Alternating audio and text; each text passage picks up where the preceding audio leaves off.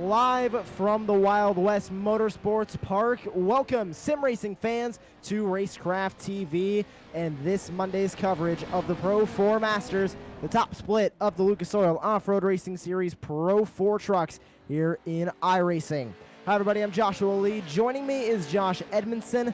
And Josh, another week of these Pro 4s, this time at Wild West, a very unique course, a lot of elevation changes.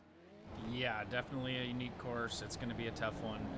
It's been talked about before as the hairpins in these series.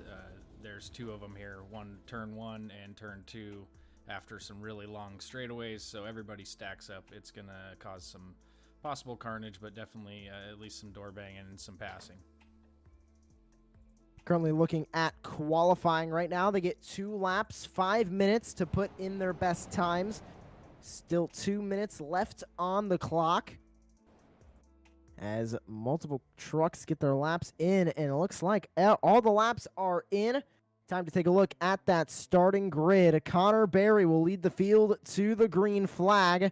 He qualified on pole with a 49.481. Luke Knopp in second. Zachary Drapkin in third. Bodie Cryer in fourth. William Booth will round out your top 5 with Adam Veely, Gary Green, Brian Clement, John Binder, and Brandon Egersick rounding out your top 10, with Shane Donnelly and Robert Posbrig rounding out your 12 truck grid. Josh, 10 laps around this track, 12 trucks. What are you expecting when they all dive into that first turn hairpin for the first time? Chaos. It's going to get hairy going in there. The first truck could possibly get out clean. They can kind of get a jump and maybe, you know, dive to the inside and not get hit and get out clean. But everybody else, it's it's going to be bumper to bumper, door to door. It could get a little hairy. We're waiting for everybody to make their way onto the grid. Looks like they have. Field's going to roll off. Connor Berry leads the field behind the iRacing official pace truck. They're only going to have to make 1 turn, and then they'll be right on the front straightaway, getting ready to go racing. That pace truck is going to pull off, and they're going to be set loose. 2 pace, and there they go. Green flag is out. The pace truck going to move out of the way, and here come the Pro 4 trucks diving into turn number 1 for the first time. All go over the first jump and diving down into the first corner. Lots of elevation changes, lots of beating and banging, but they all get through clean. Yeah, so far so good. Here's another hairpin coming up here, though. This is where things really get dicey. Comes right off of one of the rollers, really gets those trucks upset. They're 4 wide, further back for 4th place. They're going to settle out now. Looks like there might be still 3 wide. The 21 going to fall into line as they continue now racing down the back straightaway into turn number 4. There's still 3 wide. That's the 6 of Adam Veely on the outside. Binder on the inside, or on the middle, with Gary Green all the way down on the inside. And here comes the 9 of Brian Clement trying to look to the inside of Green. Stacked up here. Green hit the wall coming off of that corner. That really got his truck upset. He's now trying to battle back to the inside of the 6 of Adam Veely. This is all the battles towards the back of the pack. This is currently the battle for 6 as Gary Green gets a great launch coming off of that downhill slope. He's going to be on the outside here for turn number 2. Not exactly where you want to be, but it cuts right back over this jump, right back to the inside. Green going to try and get a good launch through. He's going to be side by side with the 6 down the back straightaway. Yeah, he might be able to get to the inside here and make the move. Doesn't look like it. 6 got the momentum on the outside. He might shut the door. No, he leaves it open a little. It is tough to pass on this track when you're really close speeds with the other truck. Really get to that door like Gary is right now and get yourself on the inside and kind of force your way through. Looks like he might have the move made here into turn 1. Ooh, contact shoved him up the racetrack. The 6 goes way wide. Green gonna now take that position, give P6 to Gary Green. Now they're gonna continue racing here back in the midfield. An update. Oh, 1 car upside down. Who was that? That's, I believe, who was that? It was Luke Knopp, who just made his way into the pit lane. That was from 2nd place. That is not good for Luke. It's definitely going to hurt the I rating there. Just taking a look at the replay there, and he got too far on the inside. hiked up the side tires on the Jersey barrier, and away he went, right up and over. A little bit of help from Drapekin behind too, but an unfortunate run for Luke Knopf, one of the fastest racers in the Pro 2s or Pro 4s, and he just ended up over on his lid, and his lid ended early on lap 3. Yeah, that's unfortunate for him. Obviously, you can hear these guys chatting a little bit there. Forgot to turn the iRacing chat off. I guess who says it wouldn't do that, but these guys are all usually clean and respectful of each other. And, the accidents do happen with that. It's unfortunate. He's definitely one of the top guys and one of the faster guys in the Pro 4 at this track for sure. Connor Berry leads the way, Drapekin in second. 1.5 second gap between your first and second cars on to lap number 5, 6 to go. Short race here at Wild West, only 10 laps, but Berry doing a great job commanding this race lead. But you can see just how great he has taken to this course, did not get too far off of that jump or that roller to really set that truck up for these corners, and he's continuing to keep that gap between him and Drapekin the same. Drapekin keeping up though, he's keeping him reeled in, not letting him get away too far, but he needs to get closer to make a move. Yeah, it's going to be tough to make up that ground. Connor's really fast in this Pro 4s too, obviously. Looks like we do got a battle for third here with William, Bodie, and Gary Green. These guys have also got a lot of time in the Pro 4 as well. Really fast guys.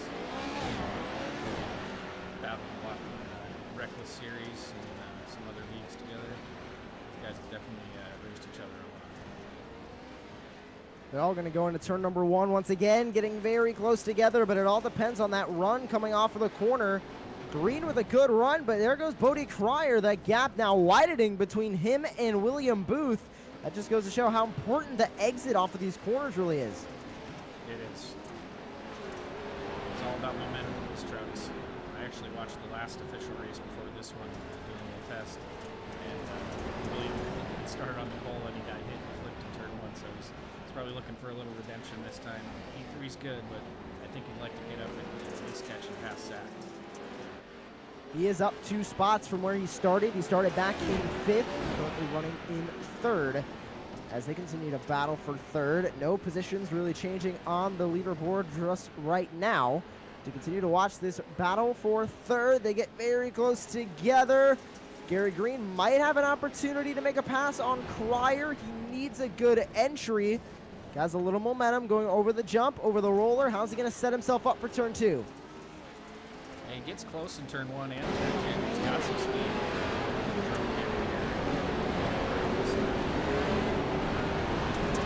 Stay close enough. That's the thing. You just got to get down a little bit closer while trying to stay on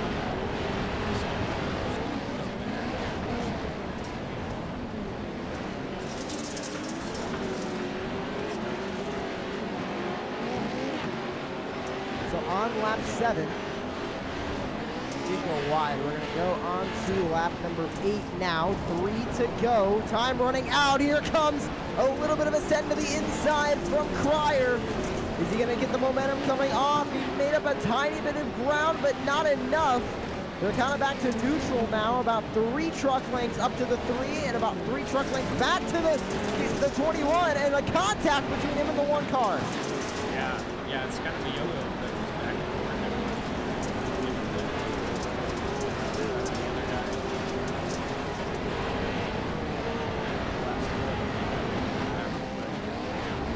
And you can see both Gary Green and Bodie Cryer looking to make moves on the trucks in front of them. The question is, when and where can they make it? 2 laps to go now.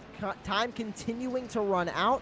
Connor Berry continues to pull away in the lead with Drapekin in 2nd. You're watching this 3-car battle for 3rd, 4th, and 5th. All right here battling, trying to get those positions up. Not for any money, not for any league points. It's for season points and pride. That is all they're going for here in this series, and the pride of winning or getting a good finish in a top split race, especially such a tough one as these Pro 4s, is such a monumental achievement for any iRacer. Oh yeah, and definitely the iRating too. This will be a good iRating gain for Connor. I know he was grinding his iRating this last week, making sure he made the top split. When it came out to the first round, he missed the top split by 1 spot. So I know he grinded a little bit, got that up, and now coming out here and winning against these all other high I ratings is definitely going to help. And that's his 3rd quickest lap in a row. So that's 3 laps in a row. He has set the fastest lap of the race, and he's done it faster and faster each lap. So he's really cruising right now. He's definitely the guy to beat in this one. Connor Berry dives into turn number 2. He continues to lead the way here on the white flag lap. Battle for 3rd, nothing really going on. Cryer trying to get to the inside of the 3. He only has 2 more corners. This is one of them. Will he get the runoff that he needs? He's close. It's going to be a dive into the final corner. But looking up front now, going through the final corner, turn 4, Connor Berry onto the front straightaway. The 7 truck will win at Wild West. Drapekin will come home in second, and the battle for 3rd is going to go to William Booth. He hit his mark every Gary single lap. Green, round out your top 5. On rails. Yeah, great race there for those guys. Connor, I think we can jump over the Discord, by the way. Yep, get those guys over here if they want to get in here for an interview. Got Drapkin in second. It's a good run for him. Great run for Zachary Drapkin, but an even better run for Connor Berry. Just so dominant today. Second place, Luke Knopp ended up flipping on lap number 3, and that really opened the door for Drapkin as he started in 3rd and was in 3rd, and then he sort of had that door open for him, and he ended up with a great second place finish. Yeah, definitely a good run for him. Too bad for Luke. Luke was really strong. Obviously, you saw him at that first Wild Horse race when we did this. He was there with Cameron. He's one of those guys that's going to be up there. So he'll come back from this for sure. But it was cool to see a good group of guys here tonight. A lot of familiar faces out here. And yeah, and just hope more of these guys show up and we get the strength of field just keeps growing. Currently waiting on our race winner to make his way here into the broadcast booth. But first, we're going to take second place finisher Zachary Drapkin. Zachary, welcome to the Racecraft TV booth. A great race from you here in the Pro 4 Masters. Oh yeah, that race was a lot of fun. Overall, it was kind of eventful to start with, but good race overall. I'm a little happy with it. I wish I would have got. You started 3rd, and you were kind of running in 3rd for those first couple of laps. Then you kind of saw the door open in front of you with Luke Knopp flipping over, going through turn 2. What was going through your mind? You just gained a easy position there. Yeah, I was trying to figure out. He kind of got a little mad at me, and I thought I don't even know if I hit the wall or if he hit the wall, but I got yelled at for some reason. It's okay. I'm gonna go back and watch it, but it was a lot of fun. I wish I would have been closer to Connor. The kid ran perfect.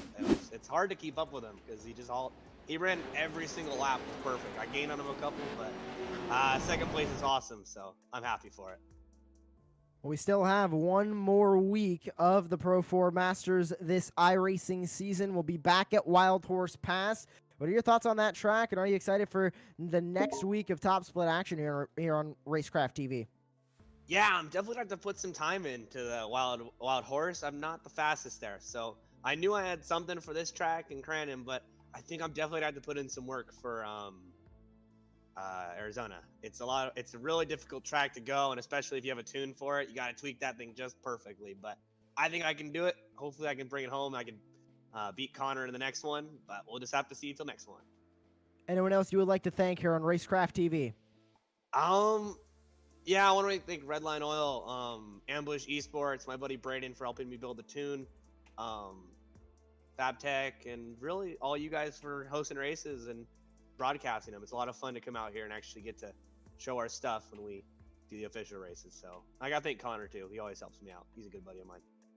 Thank you very much, Zachary Drapkin, second place finisher. But now we have your race winner here in the Racecraft TV booth, Connor Berry. Connor, welcome to the booth. What a win for you here at Wild West. Thank you. I started first, and I just went and just led all of the laps and got the win. Now, Luke Knopp, your second place rival there for the first couple of laps, ended up flipping in turn 2. The main story of the race, other than a lot of the midfield battles that we have, but you saw a very fierce competitor of Luke Knopp in your mirror. Suddenly he's gone, and you have a new one back there, Zachary Drapkin. How did that kind of affect your race so early on? Because you were leading, obviously, but such a fierce competitor behind you was just kind of gone, and now you have such a huge gap in between you and second? Once I saw him that I just knew that I just needed to just go, and that's what I did. Now, next week, we head to Wild Horse Pass here on the Pro 4 Masters, top split of the Pro 4 official iRacing series. Are you looking forward to that track? Yeah, I can't wait. The track is fast and fun, and I just can't wait. Anyone else you would like to thank here on Racecraft TV? I want to thank my team, Sparko and CBR. Thank you very much, Connor Berry, your race winner here from Wild West. And Josh, what an exciting race. We head to Wild Horse next week. We've heard from Zachary Drapkin and Connor Berry. Their thoughts on the track. What are your thoughts on the track? And are you looking forward to the final race, week 12 of the iRacing season? Yeah, definitely looking forward to it. This track's, it's a tough one. It's another one of those tight ones. It's tough to pass at, but it actually creates a really good race in there. So I'm really looking forward to this one. Hopefully we get a good truck turnout. A lot of these guys keep showing up, and yeah, I think it's going to be a good one. And then hopefully, just building for next season. That's the thing. I know we only did these for the last few, but we're kind of just getting the word out here, and then hopefully next season, it really picks up, and everybody has to do this weekly strength of field race to be a part of that championship points. So that's the plan. If we get this thing rolling, it should be a lot of fun. Well, we thank you all for tuning in here on Racecraft TV for the Pro 4 Masters. Tune in next Monday, 9 p.m. Eastern Time, when we go to Wild Horse Pass for the final race of the iRacing season. For Josh Edmondson, I am Joshua Lee. Thank you for watching, and we're saying goodbye from Wild West.